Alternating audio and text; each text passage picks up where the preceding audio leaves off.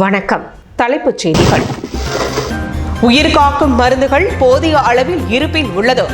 தவறான தகவல்களை யாரும் பரப்ப வேண்டாம் என ஆளுநர் தமிழிசை அறிவுறுத்தல். கொரோனா பரவல் தடுப்பு விதிமுறைகளை காற்றில் பறக்கவிடும் பொதுமக்கள். முகக்கவசம் அணியாமல் வெளியே செல்பவர்களுக்கு பாரபட்சமின்றி ₹100 அபராதம் விதித்த காவல்துறையினர். கடந்த சில நாட்களாக வேகமாக பரவும் கொரோனா தொற்று. மக்கள் கூட்டமின்றி வெறிச்சோடியது புதுச்சேரி கடற்கரை, பாரதி பூங்கா மற்றும் சண்டே மார்க்கெட். புதுச்சேரியில் கடந்த 24 மணி நேரத்தில் 663 பேருக்கு கொரோனா தொற்று. மேலும் 3 பேர் பலி. இனி விரிவான செய்திகள். உயிர்காக்கும் மருந்துகள் போதிய அளவில் இருப்பு உள்ளதாகவும் தவறான தகவல்களை பரப்ப வேண்டாம் என துணைநிலை ஆளுநர் தமிழிசை சவுந்தரராஜன் கேட்டுக் கொண்டுள்ளார். புதுச்சேரியில் நாளுக்கு நாள் கொரோனா நோய் தொற்று அதிகரித்து வருகின்றது. இதனை கட்டுப்படுத்தும் வகையில் துணைநிலை ஆளுநர் உத்தரவின்படி சுகாதாரத்துறை சிறப்பு முகாம்களை நடத்தி வருகின்றது. இதன்படி நேரு வீதியில் உள்ள பெரிய மார்க்கெட்டில் கொரோனா பரிசோதனை மற்றும் தடுப்பூசி முகாமை ஆய்வு செய்த பின் செய்தியாளர்களை சந்தித்தார். அதில் புதுச்சேரி மருத்துவமனைகளில் ரெம்டெசிவிர் மருந்துகள் போதுமான வகையில் கையிருப்பு உள்ளது, பொதுமக்கள் அச்சப்பட வேண்டாம் என்று கேட்டுக்கொண்டார். தொடர்ந்து பொது முடக்கம் போடக்கூடிய அளவில் இல்லை, இருப்பினும் தொடர்ந்து கண்காணித்து வருகின்றோம் எனவும் தேவைப்படின் பகுதி முடக்கம் போடப்பட உள்ளதாகவும் கூறியுள்ளார். ஒவ்வொரு மணி நேரமும் தொற்று பாதிப்பு குறித்து தொடர்ந்து கண்காணித்து வருவதாகவும் தேவைப்படின் உரிய நடவடிக்கை எடுக்கப்படும் என்றும் கூறினார். உயிர்காக்கும் மருந்துகள் இல்லை என வரும் வதந்திகளை நம்ப வேண்டாம் என்றும் அவர் கேட்டுக்கொண்டார்.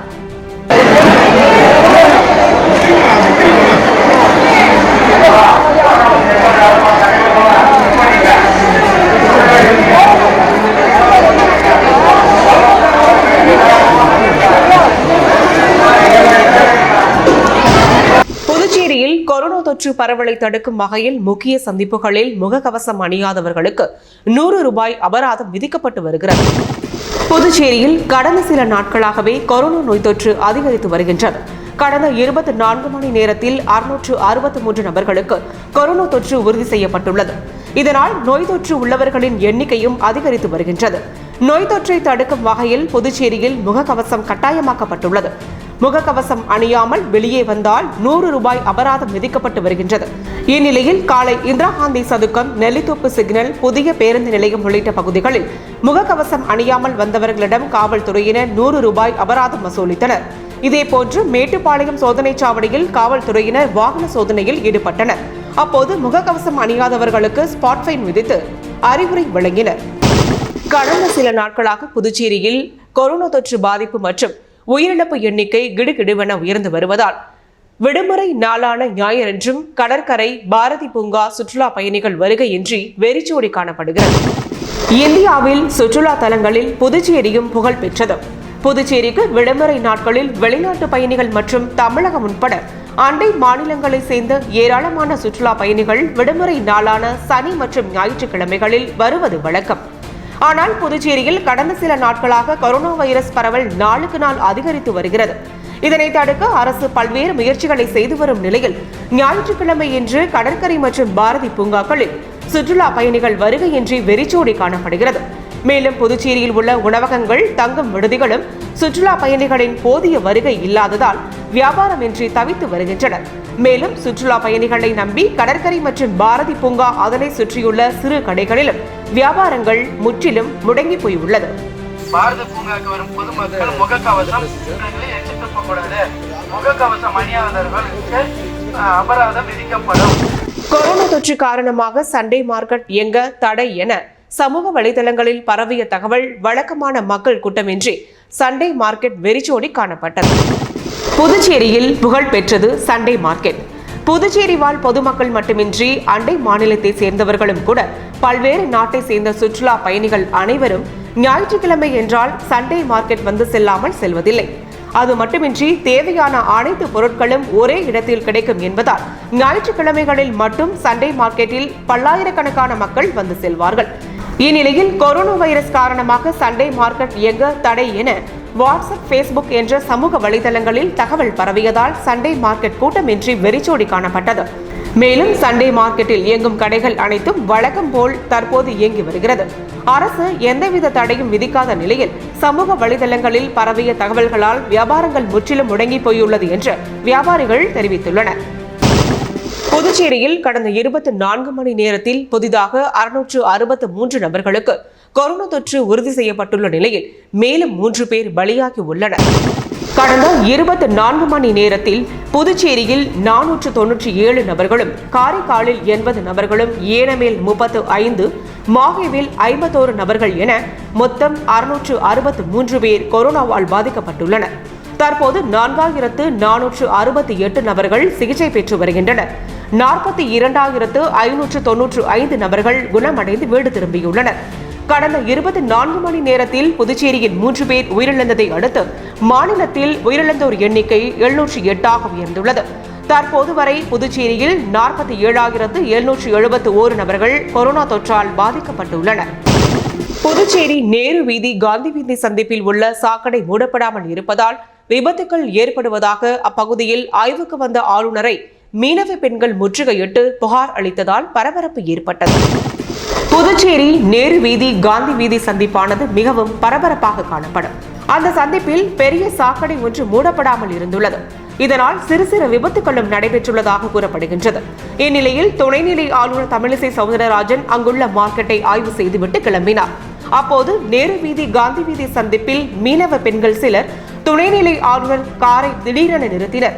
நேரு வீதி, காந்தி வீதி சந்திப்பில் உள்ள சாக்கடை பல காலமாக மூடப்படாமல் உள்ளது என்றும் இதனால் அடிக்கடி விபத்துகள் நடப்பதாகவும் தெரிவித்தனர். அதனை உடனடியாக சரி செய்யப்படும் என்று கூறி துணைநிலை ஆளுநர் கிளம்பி சென்றார்.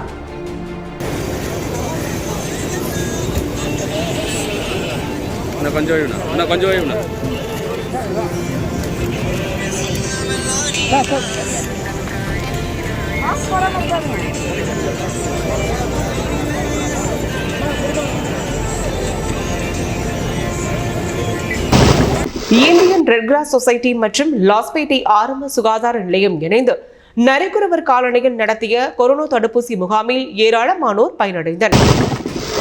இந்தியன் ரெட் கிராஸ் சொசைட்டி மற்றும் லாஸ்பேட்டை ஆரம்ப சுகாதார நிலையம் இணைந்து தடுப்பூசி முகாம் லாஸ்பேட்டை ஏர்போர்ட் பின்புறம் உள்ள நரிக்குறவர் காலனியில் நடைபெற்றது. இதில் நரிக்குறவர்கள் மற்றும் பழங்குடியின மக்களுக்கு கொரோனா தடுப்பு முகாம் நடைபெற்றது. இதில் லாஸ்பேட்டை ஆரம்ப சுகாதார நிலைய மருத்துவ அதிகாரி சாகுல் ஹமி தலைமையில் நடைபெற்ற இம்முகாமில் Indian Red Cross Society Puducherry கிளை தலைவர் கோபால் முன்னிலை வகித்தார். இதில் நரிக்குறவர்கள் மற்றும் பழங்குடியினத்தை சேர்ந்த 45 வயதிற்கு மேற்பட்டோருக்கு தடுப்பூசி போடப்பட்டது. இந்நிகழ்ச்சியில் ஆரம்ப சுகாதார நிலையம் மற்றும் சுகாதார செவிலியர்கள் விஜயலட்சுமி, ஹேமலதா, மீரா உட்பட ஏராளமானோர் கலந்து கொண்டனர். நிகழ்ச்சிக்கான ஏற்பாடுகளை இந்தியன் ரெட் கிராஸ் சொசைட்டி மற்றும் மேனேஜ்மெண்ட் கமிட்டி நிர்வாகிகள் லட்சுமி ராமன், ஐயனார் மற்றும் ஆயுட்கால உறுப்பினர்கள் குப்புசுவாமி, பன்னீர்செல்வம், ஸ்ரீமன் செல்வராஜ், ஆதிமூலம் மற்றும் ஆஷா பணியாளர்கள் சுகுணா, விஜயலட்சுமி, லட்சுமி, ஜாலிஹோம் தன்னார்வலர்கள் உட்பட ஏராளமானோர் தடுப்பூசியின் அவசியத்தையும் இதனால் மக்களுக்கு ஏற்படும் நன்மைகள் குறித்தும் விழிப்புணர்வு ஏற்படுத்தினர்.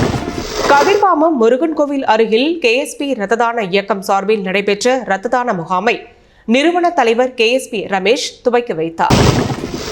புதுச்சேரி ஜிப்மர் மற்றும் அரசு பொது மருத்துவமனையில் போதிய அளவு இரத்த கையிருப்பு இல்லாத நிலையில் நோயாளிகள் மிகவும் சிரமத்திற்கு உள்ளாகி வருகின்றனர். அது மட்டுமின்றி அறுவை சிகிச்சைக்காக ஜிப்மர் மருத்துவமனைக்கு வரும் நோயாளிகள் இரத்த கையிருப்பு இல்லாததால் இரத்த கொடையாளர்கள் தேடி அலையும் சூழல் நிலவி வருகிறது. இதனை தடுக்கும் வகையில் KSP இரத்த தான இயக்கம் சார்பில் மாபெரும் இரத்த தான முகாம் கதிர்காமம் முருகன் கோவில் அருகே நடைபெற்றது. இம்முகாமை நிறுவன தலைவர் KSP ரமேஷ் துவக்கி வைத்தார். சிறப்பு விருந்தினராக NR காங்கிரஸ் தலைவர் ரங்கசாமி கலந்து கொண்டு இரத்த கொடையாளர்களுக்கு சான்றிதழ் வழங்கி கௌரவித்தார். இதில் 100க்கும் மேற்பட்ட இரத்த கொடையாளர்கள் கலந்து கொண்டு இரத்த தானம் அளித்தனர். இந்நிகழ்வில் NR காங்கிரஸ் பிரமுகர்கள் AKD ஆறுமுகம், ஜகவர் உட்பட ஏராளமானோர் கலந்து கொண்டனர். நிகழ்ச்சிக்கான ஏற்பாடுகளை KSP இரத்த தான இயக்கம் நிர்வாகிகள் செய்திருந்தனர்.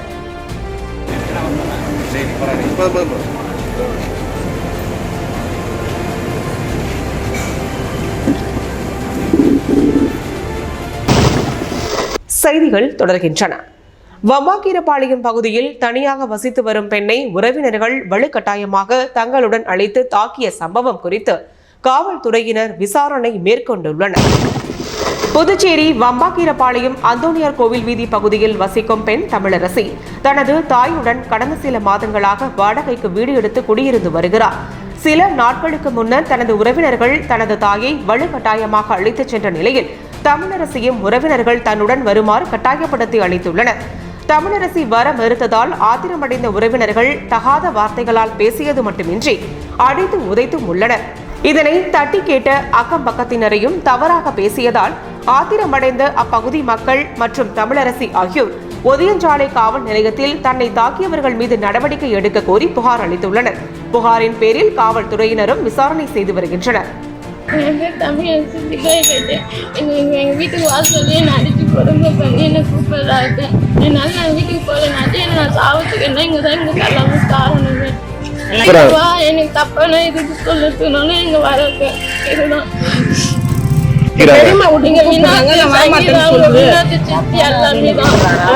நகைச்சுவை நடிகர் விவேக் மறைவிற்கு அஞ்சலி செலுத்தும் விதமாக கலாம் பசுமை பாதுகாப்பு இயக்கம் சார்பில் சமூக ஆர்வலர்கள் மரக்கன்றுகள் நட்டனர். மறைந்த நகைச்சுவை நடிகர் விவேக் நினைவை போற்றும் வகையில் அவரது லட்சியத்தை நிறைவேற்றும் ஒரு பகுதியாக புதுச்சேரி கலாம் பசுமை பாதுகாப்பு இயக்கம் சார்பில் மரக்கன்று நடும் நிகழ்ச்சி ஆளுநர் மாளிகை அருகே நடைபெற்றது. காவல்துறை உதவி ஆய்வாளர் கீர்த்தி சிறப்பு அழைப்பாளராக கலந்து கொண்ட நிகழ்ச்சியில் சமூக ஆர்வலர் கணேஷ் தலைமையில் மரக்கன்றுகளை நட்டு அவற்றுக்கு கூண்டுகள் அமைத்தனர். கலாம் பசுமை பாதுகாப்பு இயக்க தலைவர் ஆனந்த் ஆரோக்கியதாஸ், பொருளாளர் ஜூலிதாஸ், செயற்குழு உறுப்பினர்கள் நிதிஷ், முகமது ரஃபீக் மற்றும் சமூக ஆர்வலர்கள் சங்கர், மகேந்திர வேலன், சங்கர் கணேஷ், சுரேஷ், முருகன், ஃபரிதா பேகம், ஜோசப், ஓய்வு பெற்ற காவல்துறை காவலர்கள் இளங்கோ, சுகன்ராஜ் உள்ளிட்ட பலர் நிகழ்ச்சியில் கலந்து கொண்டனர். நிகழ்ச்சியின் இறுதியில் மறைந்த நடிகர் விவேக்கின் லட்சியமான 1 கோடி மரக்கன்றுகள் நடும் பணியை முழுவதுமாக நிறைவேற்றுவோம் என்று அனைத்து சமூக ஆர்வலர்களும் உறுதியேற்றனர்.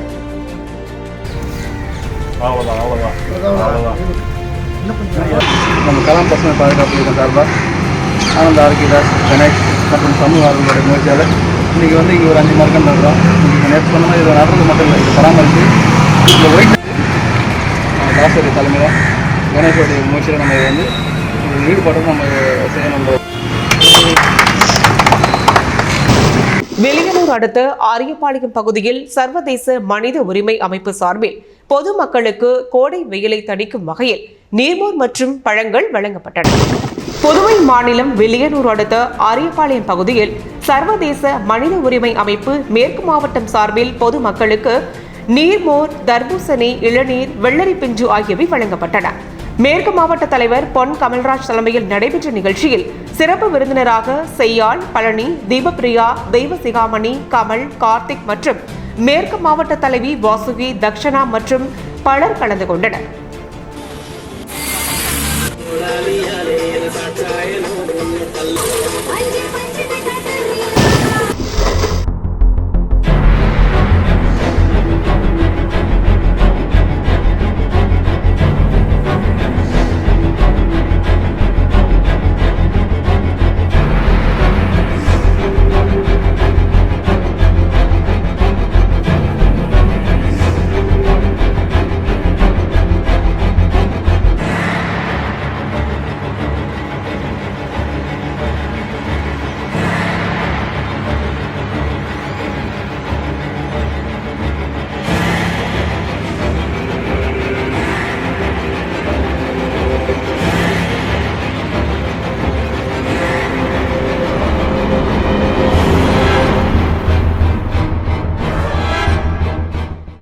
நடிப்பையே உயிர் மூச்சாக கருதி மரணம் அருகில் வரும் வரை தொடர்ந்து நடித்துக் கொண்டு இறந்தும் பலர் மனதில் குடிகொண்டு வாழ்ந்து கொண்டிருக்கும் ஆச்சி மனோரமாவை நம்மால் மறக்க முடியவில்லை.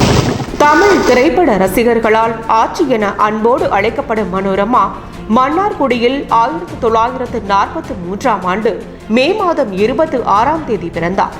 மனோரமாவின் இயற்பெயர் கோபி சாந்தா. நாடக உலகில் கொடிகட்டி பறந்த அவருக்கு நாடக இயக்குனர் சுப்பிரமணியனும் ஹார்மோனியம் கலைஞர் தியாகராஜனும் சூட்டிய பெயர்தான் மனோரமா. மனோரமாவின் நாடக நடிப்பை பார்த்து வியந்த SSR அவரை திரை உலகுக்கு அறிமுகப்படுத்தினார். அவர் நடித்த முதல் படம் சில காரணங்களால் வெளிவராமல் போக பின்னர் கண்ணதாசன் இயக்கிய மாலையிட்ட மங்கை அவரது அறிமுக படமாக வெளிவந்து அவரை புகழடைய செய்தது. அறிஞர் அண்ணா, கலைஞர் கருணாநிதி, புரட்சித் தலைவர் எம்ஜிஆர், ஜெயலலிதா மற்றும் ஆந்திர மாநில முதல்வர் என்டிஆர் என 5 முதல்வர்களுடன் நடித்த பெருமைக்குரியவர் ஆச்சி மனோரமா. தன் யதார்த்த நடிப்பால் தமிழ் உள்ளிட்ட பல மொழி திரைப்படங்களில் 55 ஆண்டுகளுக்கு மேல் ஆட்சி செய்தவர் ஆச்சி மனோரமா. நடிப்பையே உயிர் மூச்சாக கருதி மரணம் அருகில் வரும் வரை தொடர்ந்து நடித்துக் கொண்டே இருந்தவர். கலைத்துறைக்கு அவர் ஆற்றிய ஈடு இணையற்ற பங்களிப்பிற்காக இந்திய அரசின் உயரிய விருதுகளில் ஒன்றான பத்மஸ்ரீ விருது வழங்கி கௌரவிக்கப்பட்டார். சாதாரண மேடை நாடகத்தில் ஆரம்பித்து திரையுலகில் கொடிகட்டி பறந்த ஆச்சி மனோரமா வயது மூப்பின் காரணமாக கடந்த 2015ஆம் ஆண்டு அக்டோபர் 10ஆம் அன்று காலமானார். இறந்தும் பலர் மனதில் குடிகொண்டு வாழ்ந்து கொண்டிருக்கும் ஆச்சி மனோரமாவை நம்மால் மறக்க முடியவில்லை.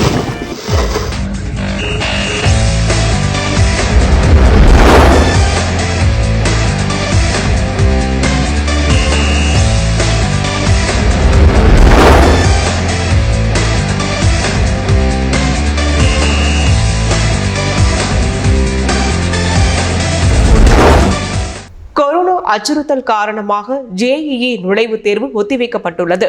தேர்வு நடைபெறும் தேதி பின்னர் அறிவிக்கப்படும் என்று தேசிய தேர்வு முகமை கூறியுள்ளது. நாட்டில் கொரோனா வைரஸ் வேகமாக பரவி வருவதால் மாணவர்களின் நலன் கருதி பொது தேர்வுகள் ரத்து செய்யப்பட்டுள்ளன. சில தேர்வுகள் ஒத்திவைக்கப்பட்டுள்ளன. அவ்வகையில் பொறியியல் படிப்புக்கான JEE நுழைவுத் தேர்வும் ஒத்திவைக்கப்பட்டுள்ளது.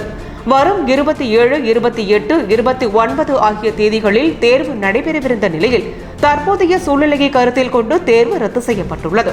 தேர்வு நடைபெறும் தேதி பின்னர் அறிவிக்கப்படும் என்று தேசிய தேர்வு முகமை கூறியுள்ளது.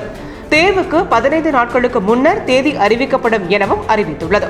இந்தியாவில் கொரோனா பாதிப்பு புதிய உச்சத்தை அடைந்துள்ளது. கடந்த சில நாட்களாக தினசரி பாதிப்பு 2 லட்சத்தை தாண்டி பதிவாகிறது. கடந்த 24 மணி நேரத்தில் மட்டும் 2.61 லட்சம் பேருக்கு தொற்று உறுதி செய்யப்பட்டுள்ளது குறிப்பிடத்தக்கது.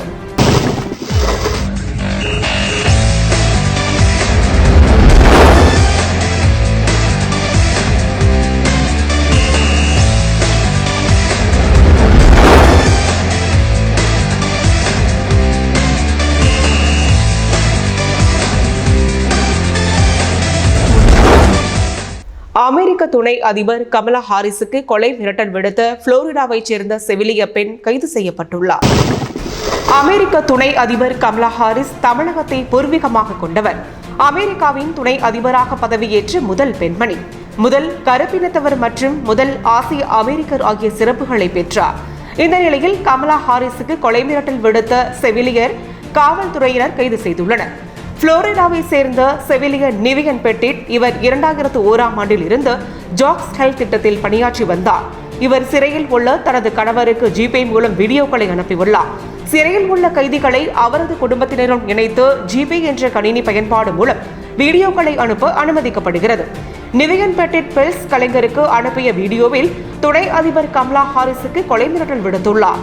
ஒரு வீடியோவில் கமலா ஹாரிஸ், நீங்கள் இறக்கப் போகிறீர்கள், உங்கள் நாட்கள் ஏற்கனவே எண்ணப்பட்டு விட்டன என்றும் பிப்ரவரி 18ஆம் தேதி அனுப்பப்படும் என்றும், மற்றொரு வீடியோவில் தான் துப்பாக்கி வாங்க செல்வதாகவும் தான் கடவுளிடம் சத்தியம் செய்வதாகவும் இன்றிலிருந்து 50 நாட்களில் நீங்கள் இறக்கப் போகிறீர்கள் என்றும் இந்த நாளில் குறித்து வைத்துக் கொள்ளுங்கள் என்றும் அவர் கூறியுள்ளார். இது தொடர்பாக அமெரிக்க ரகசிய சேனல் விசாரணை நடத்தி வந்துள்ளது. செவிலியர் நிவியன் பெட்டிட்டின் நடவடிக்கைகளை கண்காணித்து வந்த நிலையில் அவரை காவல்துறையினர் கைது செய்துள்ளனர்.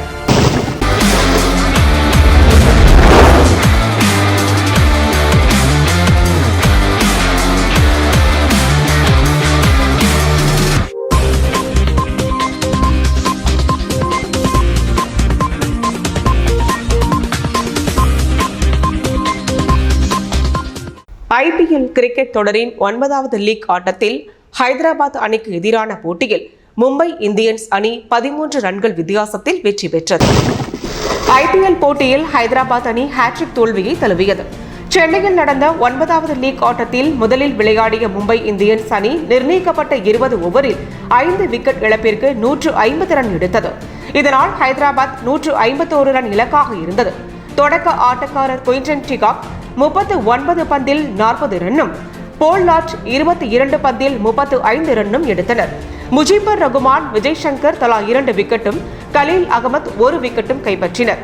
பின்னர் விளையாடிய சன்ரைசர்ஸ் ஹைதராபாத் அணியால் 151 ரன் இலக்கை எடுக்க முடியவில்லை. அந்த அணி 19.4 ஓவர்களில் 137 ரன்னில் சுருண்டது. இதனால் ஹைதராபாத் 13 ரன்னில் தோல்வியை தழுவியது.